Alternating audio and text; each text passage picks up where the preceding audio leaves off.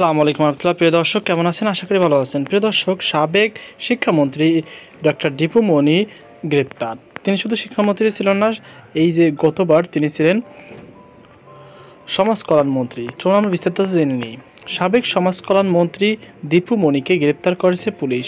আজ সোমবার সন্ধ্যায় রাজধানীর বাড়িদার এলাকা থেকে তাকে গ্রেপ্তার করা হয়। পুলিশের পক্ষ থেকে জানানো হয়েছে, আজ রাত ৮টার দিকে দীপু মনি গ্রেপ্তারের তথ্য জানায় ঢাকা পুলিশ মহানগর পুলিশ ডিএমপি। পরে ডিএমপির একজন ঊর্ধ্বতন কর্মকর্তাকে প্রথম আলো বলেন, দীপু মনিকে ডিএমপির গোয়েন্দা বিভাগের ডিবি কার্যালয়ে নেওয়া হয়েছে। তাকে মোহাম্মদপুর থানার একটি হত্যা মামলায় গ্রেপ্তার দেখানো হচ্ছে। দীপু মনি বাংলাদেশ আওয়ামী লীগের যুগ্ম সাধারণ সম্পাদক। তিনি এর আগে আওয়ামী লীগ সরকারের পররাষ্ট্র ও শিক্ষামন্ত্রী ছিলেন। ছাত্র জনতার আন্দোলনের মুখে ৫ই আগস্ট শেখ হাসিনা পদত্যাগ করে দেশ ছাড়ার পর আত্মগোপনে চলে গিয়েছিলেন আওয়ামী লীগ এবং এর সহযোগী ভ্রাতৃ প্রতিম সংগঠনের নেতারা। আত্মগোপনের তালিকায় আছেন সাবেক মন্ত্রী, সরকারি কর্মকর্তা ও রাষ্ট্রের বিভিন্ন গুরুত্বপূর্ণ পদে দায়িত্বরত ব্যক্তিরা। তাদের কেউ কেউ গ্রেপ্তার হচ্ছেন। শেখ হাসিনা সরকারের কোনো মন্ত্রীকে গ্রেপ্তারের খবর প্রথম আসে ১৩ই আগস্ট।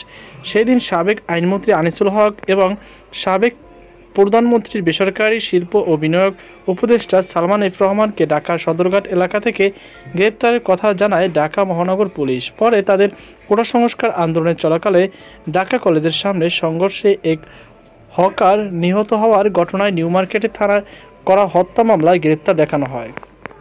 এরপর ১৪ই আগস্ট সাবেক ডেপুটি স্পিকার শামসুল হক টুকু, সাবেক ডাক ও টেলিযোগাযোগ তথ্য প্রযুক্তি প্রতিমন্ত্রী জুনায়েদ আহমেদ পলক এবং ছাত্রলীগের ঢাকা বিশ্ববিদ্যালয় শাখার সাধারণ সম্পাদক তানভীর হাসান সৈকতকে পল্টন থানার মামলায় গ্রেপ্তারের খবর জানায় ডিএমপি।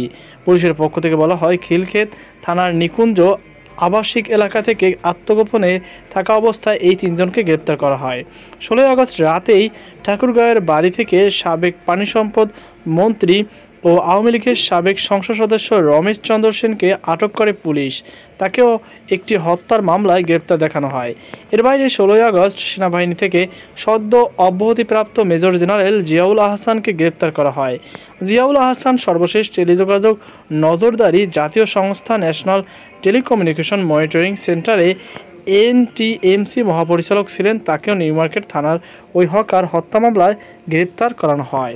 তো প্রিয় দর্শক, আশা করি আপনারা বুঝতে পেরেছেন যে অনেকেই এখানে গ্রেপ্তার করা হয়েছে। এর মধ্যে সর্বশেষ দীপু মনিকে গ্রেপ্তার করা হয়েছে। আমরা যতটুকু জানতে পেরেছি, চাঁদপুরের দীপু মনি সহ ১৫০০ আওয়ামী লীগ নেতাকর্মীর বিরুদ্ধে থানায় মামলাও করা হয়েছে। তো তাদেরও যদি পাওয়া যায় তাহলে তাদেরকেও গ্রেপ্তার করা হবে। তো আশা করি আপনারা বুঝতে পেরেছেন। এই ছিল আমাদের সর্বশেষ আপডেট। সকল আল্লাহ হাফেজ।